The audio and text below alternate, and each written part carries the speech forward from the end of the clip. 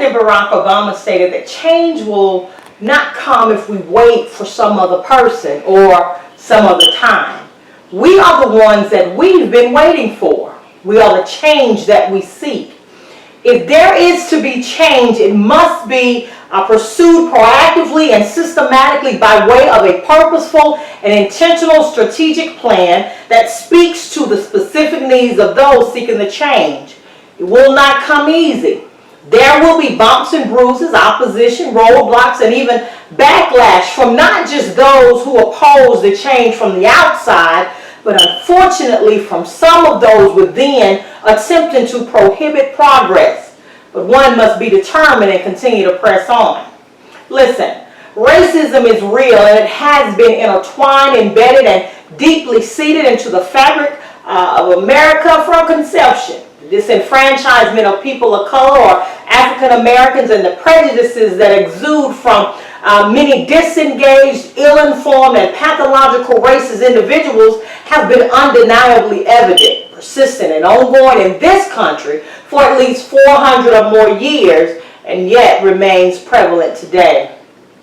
There is systemic racism, systemic injustices, systemic inequalities, poverty, and unfortunately a systemic belief system by far too many that we as people of color, or African Americans if you will, are lesser than, and that the value of our lives does not equate to the value of the lives of our white counterparts. African Americans and people of color are human beings, and not only do we want to live harmoniously with our white counterparts, but we deserve equal rights, equal treatment, and equal justice under the law as they do. But it's going to require purposeful and intentional change. If change is to begin, it must be sincere in nature, moralistically, and there must be collaborative efforts from bottom up, top down, black, white, other people of color, and to whom it may concern, meeting agreeably in the middle, bringing an awakening and acknowledgement to the corrupt, unjust, and bigoted treatment of people of color, and come to an equal medium as to the processes by which to resolve change and move forward justly. So let's consider a few perspectives. Number one, we must begin to think about or consider the broader spectrum of racism and social injustices from a localized position. It must begin at home, the local community, and spread abroad by interconnecting all levels, to even include state and federal.